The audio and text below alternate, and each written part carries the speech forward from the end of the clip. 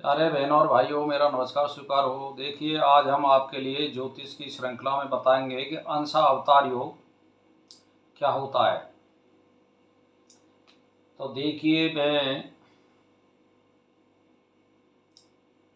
वृष लगन की कुंडली के हिसाब से और करक लगन की कुंडली के हिसाब से बता रहा हूँ।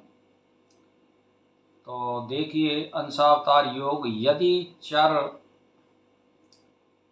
लगन हो यानी चर राशि हो, चर राशि बोलते हैं एक, मेष, करक, तुला और मकर, ये चार राशि यानी 1, 4, 7, 10 भी जो राशि है वो चर राशि कहलाती है। अब चर राशि हो यानी चर लगन हो, शनि केंद्र में उच्च राशि में हो यानी सप्तम भाव में हो, बृहस्पति शुक्र भी केंद्र में स्थित हो यानी बृहस्पति और शुक्र भी किसी भी राशि में केंद्र में होने चाहिए। तो अब आप देखिए कि यह अंशावतार योग बनाता है यानी चर राशि का लगन हो 1, 4, 7, 10 इनमें से कोई सा हो लगन में, और शनि केंद्र में उच्च का होना चाहिए। बैठ गया आपके दिमाग में। और बृहस्पति और शुक्र भी केंद्र में स्थित हों। तो मेरा कहने का मतलब यह है कि वो आदमी बहुत शक्तिमान होता है, उसकी आत्मा धर्म संग्रह करके इस पृथ्वी पर लाती है। पिछले जन्मों में उसके अच्छे कर्म थे, इसीलिए वो अंशा अवतार योग यहाँ प्राप्त कर रहा है।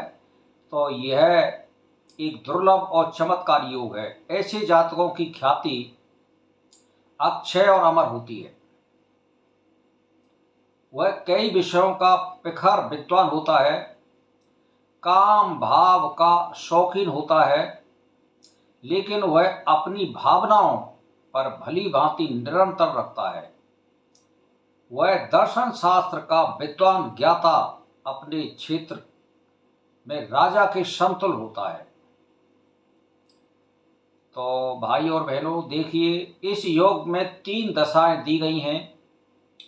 लगन चर राशि में हो और शनि अपनी उच्च राशि में हो यानी तुला में केंद्र में बैठा हो, और बृहस्पति और शुक्र भी केंद्र में हो।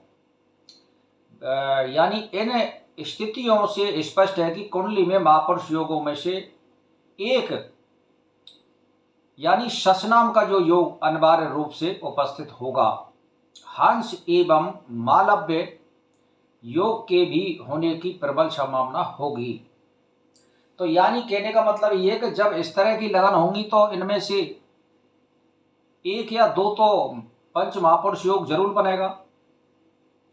तो इसके साथ ही कुंडली में पर्वत योग की संभावना भी काफी रहेगी।